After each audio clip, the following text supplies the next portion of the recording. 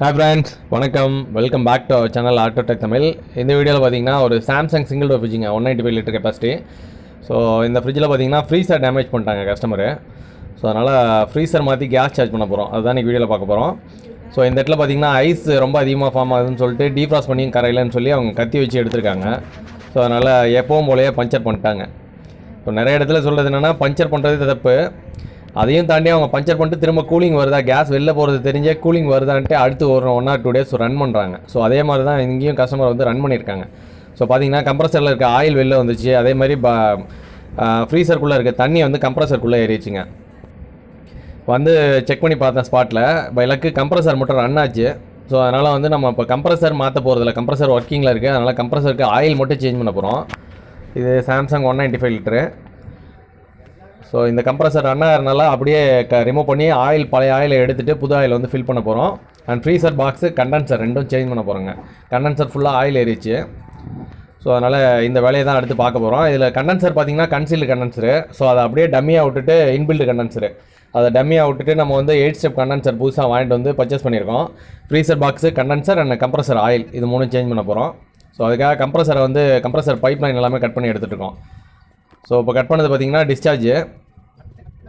நான் அடுத்து கட் பண்ணது பார்த்திங்கன்னா சக்ஷனு. ஸோ லெஃப்ட் சைடு பார்த்திங்கன்னா சர்வீஸ் போட்டுங்க. சர்வீஸ் போட்டு டம்மியாக இருந்தது. நான் வந்து ஃபஸ்ட் டே வந்து செக் பண்ணுறதுக்காக போயிருந்தேன். அப்போயே வந்து நான் கட் பண்ணி என்ஆர்வி அடித்தாச்சு. இப்போ ரிலேலாம் ரிமூவ் பண்ணி எடுத்துகிட்டு கம்ப்ரஸரை தனியாக எடுத்து ஆயிலை வந்து ட்ரைன் பண்ண போகிறோங்க. ஸோ மெஜாரிட்டி இந்த மாதிரி வந்து கஸ்டமர் பண்ணியிருந்தாங்கனாவே அவங்க சொல்கிறத வச்சே நம்ம வந்து கெஸ் பண்ணிடலாம் அதில் என்னென்ன பிரச்சனை நடந்திருக்குன்ட்டு. ஆயில் பாருங்கள், ஆயில் இருக்குது, பட் கலர் சேஞ்ச் ஆகிருக்கு. நார்மலாகவே இப்படி தான் இருக்கும், பட் தண்ணியோட மிக்ஸ் ஆகிருக்கு. ஸோ அதனால் அந்த ஸ்மெல்லு நெடி வந்து ஈஸியாக கண்டுபிடிக்க முடியுங்க. கட் பண்ணி கம்ப்ரஸர் ஓட விட்டாவே அந்த டிஸ்சார்ஜில் வந்து ஏர் மிக்ஸ் ஆகி வரப்போ அந்த நெடி வரும். ஸ்மெல்லு வந்து ஆயிலும் வாட்டர் மிக்ஸ் ஆனால் ஒரு ஸ்மெல்லு வரும். ஸோ அந்த ஸ்மெல் வந்து நல்லாவே தெரிஞ்சுது. கஸ்டமர்ட்டையும் கேட்டேன், 2 நாள் ஓட்டி பார்த்தோம், கூலிங் வரல அப்படின்னு சொன்னாங்க. ஸோ மேபி கம்ப்ரஸர் வந்து ஃபால்ட் ஆகாமல் இருக்கிறதே பெரிய விஷயம். இப்போ பழைய ஆயிலை வந்து ரிமூவ் பண்ணியாச்சு. அண்ட் அதே அளவு அதை விட கொஞ்சம் எக்ஸஸாக பார்த்தீங்கன்னா புது ஆயில் வந்து சேஞ்ச் பண்ண போகிறோம். ஸோ ஃப்ரிட்ஜ் கம்ப்ரஸரை பொறுத்தளவு ஒன்று வந்து ஃப்ளேமபிள் கம்ப்ரஸருக்கு ஒரு ஆயில் R600 இந்த மாதிரி கேஸ் ஏற்றுற கம்ப்ரஸருக்கு வந்து ஒரு டைப் ஆஃப் ஆயில். அண்ட் இது பார்த்திங்கன்னா 134க்கு சூட் ஆகிற மாதிரி ஆயில். ஸோ நம்ம ட்ரைன் பண்ண ஆயிலை விட ஒரு 20 ml வந்து எக்ஸஸாக ஊற்றிருக்கோம். ஸோ இதை தான் இப்போ நம்ம ஃபில் பண்ண போகிறோம். ஸோ ஃபில் பண்ணுறது பார்த்திங்கன்னா முன்னெல்லாம் நான் சிரஞ்ச் வச்சு ஏற்றிட்டு இருந்தேன். இப்போ பார்த்தீங்கன்னா ஜஸ்ட் RO டியூப் வந்து நம்ம காப்பரில் வந்து சக்ஷன் லைன் இருக்கு இல்லையா, சக்ஷன் லைன் வந்து 316. ஸோ 316ல் இந்த RO டியூப் வந்து 1/4ங்க. ஸோ அதை மேலே சொருவிட்டு இந்த டின்னில் விட்டு கம்ப்ரஸரை ஜஸ்ட்டு ஒரு 10 seconds ஆன் பண்ணி ஆஃப் பண்ணால் போதுங்க. சக்ஷன் ஃபுல்லாகவே சக் பண்ணிடுறோம் லைனு. ஸோ இப்போ ஆன் பண்ணிட்டேன். நெக்ஸ்ட் பாருங்கள், சக் பண்ணுது. கம்ப்ரஸரை இப்போ சுவிட்ச் ஆஃப் பண்ணிட்டேங்க. ஸோ இன்னமும் பார்த்தீங்கன்னா சக் பண்ணிகிட்டே இருக்குது. ஸோ ஃபுல்லாக பாட்டிலில் உள்ள ஆயில் ஃபுல்லாகவே நீட்டாக சக் பண்ணிடும். ஸோ இப்போ இந்த மாதிரி சிம்பிளாக முடிச்சுக்கிறதுங்க. ஸோ RO டியூப் கனெக்ட் பண்ணிவிட்டு பாட்டிலில் விட்டோம்னாவே போதும், ஆட்டோமேட்டிக்காக ஃபுல்லாகவே செக் பண்ணி எடுத்துரும். ஸோ ஆயில் நம்ம எக்ஸஸாக போயிருந்துச்சு அப்படின்னா நம்ம இப்போ கம்ப்ரஸரை எம்டிஆர் ரன் பண்ணி டிஸ்சார்ஜ் பைப்பை அடைச்சி விட்றப்போ ஆயில் எக்ஸஸாக இருந்துச்சுன்னா வெளில வந்துடும். ஸோ நான் ஆயில் ரொம்பவும் ஃபில் பண்ணல. அதில் ட்ரைன் பண்ண ஆயிலை விட கொஞ்சம் தான் எடுத்திருக்கேன். பிகாஸ் அது வந்து கண்டென்சரில் ஃப்ரீசர்லாம் பழைய ஆயில் ஏறி இருக்குது. ஸோ அதனால் வந்து ஆயிலோட அளவு எக்ஸாக்டாக தெரில. அதனால் பழைய ஆயிலேருந்து கொஞ்சம் அதிகமாக விட்டுருக்கேன். இப்போ பார்த்தீங்கன்னா டிஸ்சார்ஜில் நான் அடைச்சி விட்றேன், ஆயில் கொஞ்சம் கூட வரல. ஸோ ஆயில் வந்து ஓரளவு சஃபிஷியண்ட்டாக தான் நம்ம ஊற்றிருக்கோம். ஆயில் வந்து ஓவர் சார்ஜிங் பண்ணலை. ஓவர் சார்ஜிங் பண்ணியிருந்தால் கண்டிப்பாக இப்போ வந்து எக்ஸஸாக வந்திருக்கும். ஸோ நல்லா வந்து ஃப்ளஷ் பண்ணி பார்த்தாச்சு, ஆயில் வரல. நெக்ஸ்ட் பார்த்தீங்கன்னா கம்ப்ரஸர் ரிமூவ் பண்ண இடத்துலையே சீட் பண்ணுறோம். சீட் பண்ணி ரிமூவ் பண்ண போல்ட் எல்லாமே போட்டுட்ருக்கோம்.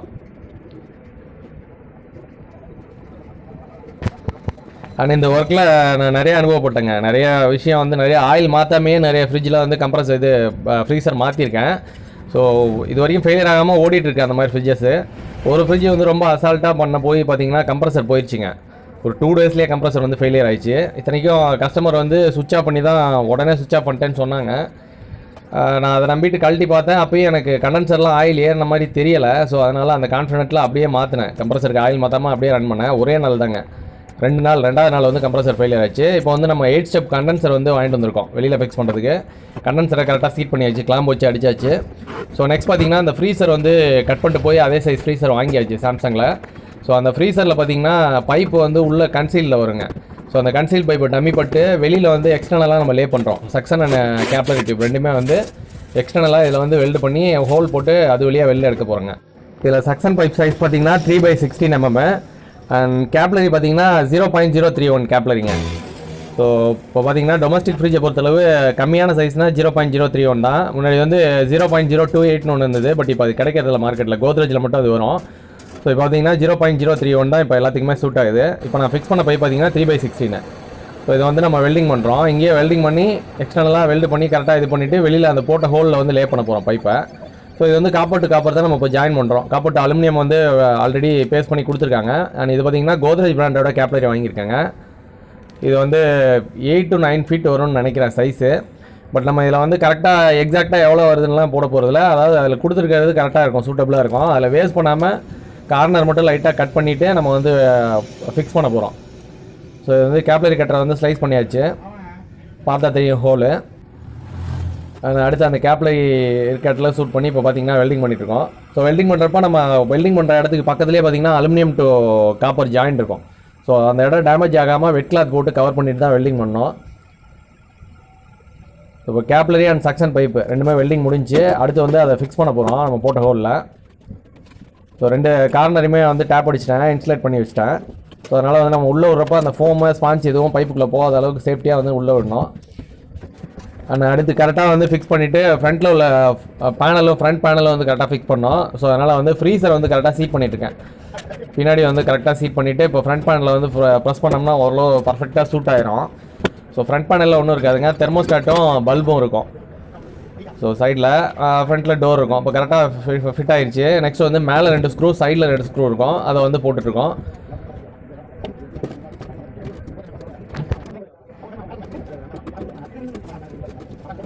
இப்போ ஸ்க்ரூவை போட்டாச்சு, கரெக்டாக ஃபிட் ஆகுது. டோரும் பார்த்தீங்கன்னா கரெக்டாக க்ளோஸ் ஆகுதுன்னு சொல்லிட்டு லாக் பண்ணி பார்த்துக்கணும். ஸோ டோர் கரெக்டாக வந்து சீட் ஆகுது. இப்போ பாட்டம் ஸ்க்ரூ போட்டுட்ருக்கேன். பாட்டமில் 2 சைடு லெஃப்ட் அண்ட் ரைட் இருக்கும். ஸோ இதில் பார்த்தீங்கன்னா இப்போ ரைட் சைடு மட்டும் தான் இருக்குது, லெஃப்ட் சைடு பாடி பக்கம் ஸ்க்ரூ போடுறேன்னா டேமேஜ் ஆயிடுச்சு. ஸோ இப்போ பர்ஃபெக்டாக ஃபிக்ஸ் பண்ணியாச்சு. அடுத்து வந்து தெர்மோஸ்டாட் பல்பு இருக்கு இல்லையா, அதை வந்து கரெக்டாக சென்சிங் பிளேஸில் வந்து ஃபிக்ஸ் பண்ணோம். கீழே வந்து பிளாஸ்டிக் கப் கொடுத்துருக்காங்க, அந்த இடத்துல வந்து பெண்ட் பண்ணி அதில் ஃபிக்ஸ் பண்ணிவிட்டு ஃப்ரீசரோட டச் ஆகிற மாதிரி ஃபிக்ஸ் பண்ணியாச்சுங்க. ஸோ இப்போ ஃப்ரீசர் வந்து இண்டோரில் ஃபிக்ஸ் பண்ணுற வேலை முடிஞ்சு அடுத்து அவுட்டரில் உள்ள பைப்பை வந்து லே பண்ணிட்டுருக்கேன். ஸோ கண்டென்சர் ஆல்ரெடி மாற்றியாச்சு. முன்னாடி வந்து இன்பில்ட் கண்டென்சர் இருந்துச்சு, அதனால் வெளியில் வந்து ப்ளைனாக இருக்கும். இப்போ கண்டென்சர் இருக்கிறதுனால கொஞ்சம் ஸ்பேஸ் இருக்காது, அதனால் டியூபை வளைச்சி கொண்டு போகிறேன். செக்ஷன் லைனுக்கு கம்பல்சர் செக்ஷன் லைனில் ஃபிக்ஸ் பண்ணுறதுக்காக அந்த டியூபை வளைச்சி கொண்டு போகிறேன். ஆனால் அதில் பார்த்தீங்கன்னா இன்சுலேஷன் ஃபோம் போடுறாங்க. ஸோ வெளியிலேருந்து உள்ளே போகிற கூலிங்கு அண்ட் ரிட்டன் வர கேஸ் எதுவுமே வந்து ஆம்பியண்டோட மெர்ஜ் ஆகக்கூடாது, டிஸ்டர்ப் ஆகக்கூடாதுன்ட்டு இப்போ ஃபோம் போட்டுட்ருக்கோம். ஃபோம் வேலையும் கிட்டத்தட்ட முடிஞ்சு அடுத்து வந்து பைப்பை கரெக்டாக வந்து ஸ்வெச்சிங் பண்ணி நம்ம கம்ப்ரஸரில் ஃபிக்ஸ் பண்ண வேண்டியதான். இப்போ போட்டிருக்கிறது 316 பைப்பு தான், செக்ஷன் பைப்பு. அண்ட் கம்ப்ரஸர்லேருந்து வர செக்ஷன் லைனும் பார்த்தீங்கன்னா 316 ஃபிக்ஸ் பண்ணுற மாதிரி தான் கொடுத்துருக்காங்க. 1/4 ஃபிக்ஸ் பண்ணுற மாதிரி இருக்கும். பட் 1/4 to 316 வந்து பைப்பை நம்ம வளைச்சி வெல்டிங் பண்ணிக்கணும். அதே மாதிரி கண்டென்சர் பைப்பும் பார்த்தீங்கன்னா 316 தான். இப்போ நம்ம அந்த பைப்பில் பார்த்தீங்கன்னா 1/4 பைப்பை அட்டாச் பண்ணி வெல்டு பண்ணிட்டுருக்கோம். ஸோ கம்ப்ரஸரோட எண்டில் வர பைப் பார்த்தீங்கன்னா 1/4 ஃபிக்ஸ் பண்ணுற மாதிரி தான் ஸ்பேஸ் இருக்குங்க. ஸோ இது வந்து நம்ம இப்போ வெல்டிங் பண்ணிட்டுருக்கோம். காப்பர் டு காப்பர் வந்து ஃப்ளக்ஸ் யூஸ் பண்ண தேவையில்லை. பட் காப்பர் டு கம்ப்ரஸர்கிட்ட இருக்க பைப்புக்கு வந்து ஃப்ளக்ஸ் கண்டிப்பாக யூஸ் பண்ணி ஆகணும், அப்போ தான் ஜாயின் ஆகும். அதே மாதிரி இப்போ கண்டென்சரில் ஜாயின் பண்ணுற பைப்பும் பார்த்தீங்கன்னா ஸ்டீல் பைப்பு. அண்ட் இது பார்த்தீங்கன்னா காப்பர் டு ஸ்டீல் வந்து நம்ம இப்போ வெல்டு பண்ண போகிறோம். இதுக்கு கண்டிப்பாக ஃப்ளக்ஸ் யூஸ் பண்ணி தான் ஆகணும். ஸோ இது வந்து 316 வந்து ஸ்வெச்சிங் பண்ணி தான் கொடுத்துருக்காங்க, அதில் எக்ஸ்பேண்ட் பண்ணி தான் கொடுத்துருக்காங்க. நம்ம அதில் எதுவுமே பண்ண தேவையில்ல, அப்படியே ஃபிக்ஸ் பண்ணால் போதும். ஸோ இது வந்து பர்ஃபெக்டாக வெல்டு பண்ணதுக்கு மட்டும் ஃப்ளக்ஸ் யூஸ் பண்ணி ஆகணும். பிரேசிங் ராடோடு சேர்த்து ஃப்ளக்ஸ் அட்டாச் பண்ணி தான் வெல்டிங் பண்ணணும். அப்போ தான் அந்த காப்பர் டு ஸ்டீல் வந்து கரெக்டாக வெல்ட் ஆகும். ஆனால் அதே மாதிரி வெல்டிங் பண்ணுறப்போ வந்து நல்லா ஹீட் பண்ணி பழுக்க வச்சு அதுக்கப்புறம் தாங்க ராடே யூஸ் பண்ணோம். ஸோ அவசரப்பட்டு யூஸ் பண்ணோன்னா ராடு வந்து அங்கேயே ஜாம் ஆகி பிடிச்சிக்கும். அடுத்து கேப்லரி செக்ஷன் அண்ட் டிஸ்சார்ஜை வெல்டிங் பண்ணியாச்சு. நெக்ஸ்ட் வந்து ஃபில்டர் ட்ரையர் போட்டு கேப்லரி அண்ட் டிஸ்சார்ஜ் லைனை வந்து வெல்டிங் பண்ண போகிறோம். கண்டென்சரோட எண்டில் வந்து வெல்டிங் பண்ண போகிறோம். ஸோ இப்போ நான் பார்த்த வரைக்கும் பார்த்தீங்கன்னா கஸ்டமர் வந்து ஓட்டை போட்டு 2 நாள் ஓட்டியிருக்காங்க. அதனால் வந்து ஃப்ரீசரில் இருக்க வாட்டரும் வந்து கம்ப்ரஸர் உள்ளே இறங்கியிருக்கு, கம்ப்ரஸர் வழியாக இறங்கி அந்த கண்டென்சர்லேயும் திரும்ப ஏறி இருக்குது. ஸோ அது இல்லாமல் பார்த்தீங்கன்னா ஆயிலும் வந்து அந்த ஹோல் வழியாக வெளில வந்திருக்கு. ஸோ அதனால தான் இவ்வளோ வேலை பார்க்குறோம். அவங்க வந்து உடனே சுவிட்ச் ஆஃப் பண்ணியிருந்தா கூட ஓரளவு வேலை கம்மியாக இருக்கும். நமக்கு ஃப்ரீசர் மட்டும் மாற்றிருந்தாவே போதும் ட்ரையர் போட்டு. இது வந்து நல்லாவே தெரியுது, கண்டிப்பாக இது வேலை வைக்கணும். அதனால் வந்து எல்லாமே மாற்றி வச்சுருக்கேன். புது கேப்லரி சக்ஷன் லைனு, கண்டென்சரு, கம்ப்ரஸருக்கு ஆயில். ஸோ இது கம்ப்ரஸரே ஃபால்ட் ஆகிருக்க வேண்டியது. அவங்களுக்கு கம்ப்ரஸர் வந்து ஓடிட்டு இருந்துச்சு, அதனால் வந்து ஆயில் சேஞ்ச் பண்ணியாச்சு. அண்ட் ட்ரையரில் பார்த்தீங்கன்னா கேப்லரி சைடு வெல்டிங் முடிஞ்சிச்சுங்க. நெக்ஸ்ட் வந்து இப்போ கண்டென்சரோட சக்ஷன் பைப்பு வந்து எண்டில் வந்து இந்த ட்ரையரை ஃபிக்ஸ் பண்ண போகிறோம். ஸோ இந்த ட்ரையர்லேயும் பார்த்தீங்கன்னா சிங்கிள் வே 2 வேன் இருக்குது. 2 வே ட்ரையரில் வந்து பின் வால்வு செட் பண்ணி கூட ஒரு சிலர் வெல்டிங் பண்ணுவாங்க. இப்போ இதில் வந்து சிங்கிள் வே கிடைக்கிறதுனால நான் சிங்கிள் வேவை வச்சு வெல்டிங் பண்ணிக்கிறேன். ஸோ இதில் வந்து 2 இடத்துல வேக்யூம் போடலாங்க. கம்ப்ரஸரோட சக்ஷன் லைனுக்குள்ள இப்போ ஒரு பின் வால்வு செட் பண்ணுவோம். அண்ட் இந்த டிஸ்சார்ஜ் லைன் இருக்கு இல்லையா, இந்த இடத்துலையுமே ஒரு பின் வால்வை போட்டு 2 இடத்துலையுமே டிஸ்சார்ஜ் வேக்யூம் பண்ணலாம். ஸோ அந்த மாதிரி வேக்யூம் பண்ணால் இன்னும் கொஞ்சம் பர்ஃபெக்டாக இருக்கும். பட் 2 இடத்துல பின் வால் போகிறது வேஸ்ட்டு அப்படின்ட்டு நான் போடுறதில்ல. ஆனால் அது பின் வால் போட்டு டம்மி பண்ணிக்கலாம். நம்ம வெல்டிங் பண்ணிட்டு பிஞ்சிங் பிளேயர் வச்சு பிஞ்ச் பண்ணி டம்மி பண்ணிடலாம். ஸோ இப்போ வெல்டிங் ஒர்க்கு பர்ஃபெக்டாக முடிஞ்சிங்க. கண்டென்சர் புதுசாக போட்டாச்சு, ஃப்ரீசர் புதுசாக போட்டாச்சு, கம்ப்ரஸருக்கு ஆயில் மாற்றியாச்சு. நெக்ஸ்ட் வந்து வேக்யூம் ப்ராசஸ் ஸ்டார்ட் பண்ணியாச்சுங்க. வேக்யூம் பம்ப் வச்சு வேக்யூம் பண்ண ஆரம்பிச்சாச்சு.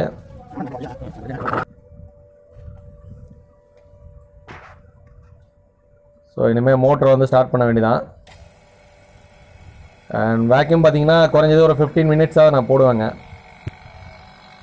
ஸோ வேக்யூம் போட்டு அடுத்து வந்து நான் லீக்கு டெஸ்ட் பண்ணுறதில்ல, வேக்யூம் போட்டு ஹோல்டு பண்ணி வச்சுட்டாவே அடுத்து வந்து வேக்யூம் பண்ணி முடிச்சதுக்கப்புறம் 30 இன்ச்சஸாக வச்சு வந்ததுக்கப்புறம் லாக் பண்ணிவிட்டு வந்து ஒரு 1/2 hour வெயிட் பண்ணுவேன். மூவ் ஆகுதான்னு பார்ப்பேன். முடிஞ்ச அளவு மூவ் ஆகலை அப்படின்னா லீக் டெஸ்ட் பண்ணாமல் அப்படியே கேஸ் சார்ஜ் பண்ண ஆரம்பிச்சிருவேன். ஸோ மூவ் ஆகுது அப்படின்னா ஏதோ ப்ராப்ளம் இருக்குது அப்படிங்கிறத ஐடென்டிஃபை பண்ணிட்டு நம்ம வெல்டிங் ரீவெல்டு பண்ணுற மாதிரி இருக்கும். வெல்டிங் ஜாயினில் ஏதாவது லீக் இருக்கலாம். ஸோ அதை பார்த்துட்டு இது பண்ணிக்கிறது. இப்போ வந்து வேக்யூம் ப்ராசஸ் ஃபுல்லாக முடிஞ்சிங்க. ஸோ வேக்யூம் பம்பை ஆஃப் பண்ணியாச்சு.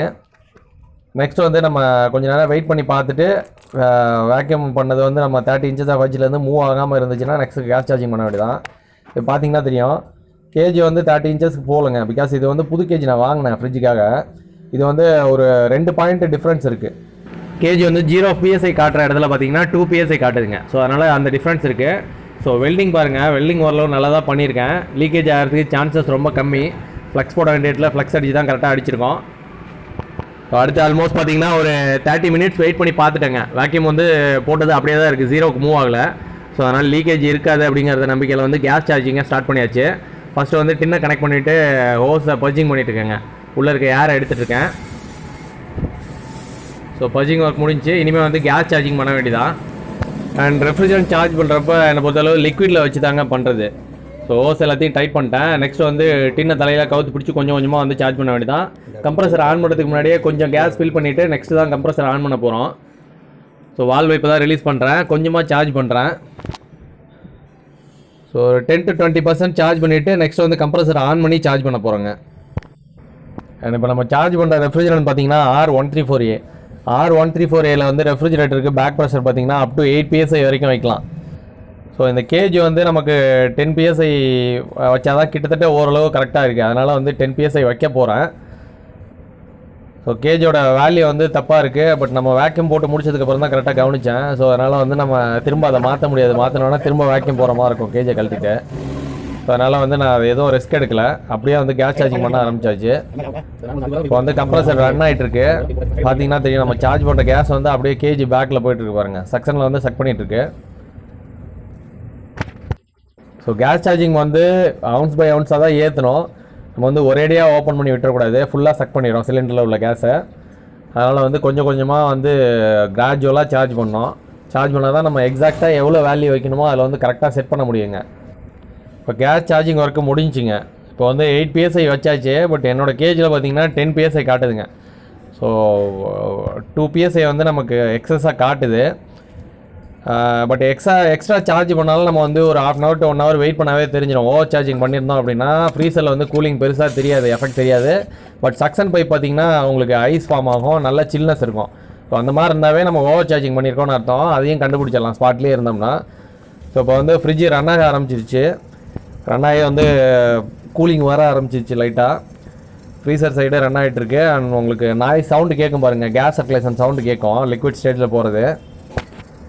மேலே வந்து கூலிங் நல்லாவே ஃபீல் பண்ண முடியுது. இந்த கேஸ் சர்க்குலேஷன் சவுண்டு கேட்குது பாருங்கள். ஸோ ஃபஸ்ட்டு பிகினிங்கில் மேலே தான் வந்து கூலிங் வர ஆரம்பிக்குங்க. அடுத்து தான் அப்படியே பாட்டமில் வந்து ஸ்ப்ரெட் ஆகும் கேஸ் போக போக. அண்ட் இப்போ கூலிங் வந்து நல்லாவே வர ஆரம்பிச்சிருச்சு. ஃப்ரிட்ஜு கூலிங் நல்லாவே வருதுங்க. அடுத்து வந்து இந்த டிஜிட்டல் தெர்மோமீட்டர் வச்சு டெம்பரேச்சர் செக் பண்ணிக்கலாம், மைனஸில் போகுதா அப்படிங்கிறத செக் பண்ணிக்கலாம்னு சொல்லிட்டு வச்சுருக்கேன். ஸோ இப்போ தெர்மோமீட்டர் வச்சு ஒரு 10 நிமிஷம் வெயிட் பண்ணி பார்க்க போகிறோம். ஃபஸ்ட்டு பார்த்தீங்கன்னா 30ல் இருக்குங்க. நெக்ஸ்ட்டு ஒரு 10 மினிட்ஸில் பாருங்கள் மைனஸில் வந்துச்சு, -7.5 வருது. ஸோ ஃப்ரிட்ஜ் நல்லாவே கூலாக ஆரம்பிச்சிருச்சுங்க. அதே போல் எப்போதுமே இந்த மாதிரி கேஸ் சார்ஜ் பண்ணுறப்ப சக்ஷன் பைப்பையும் செக் பண்ணிக்கணும், ஐஸ் கட்டுதா ஓவர் சில்லுன்னு வருதான்ட்டு. அப்படி வந்துச்சுன்னா ஓவர் சார்ஜிங் பண்ணியிருக்கோன்னு அர்த்தம். ஸோ ஃப்ரிட்ஜ் நல்லாவே ரன் ஆக ஆரம்பிச்சிச்சு, எந்த பிரச்சனையும் இல்லை.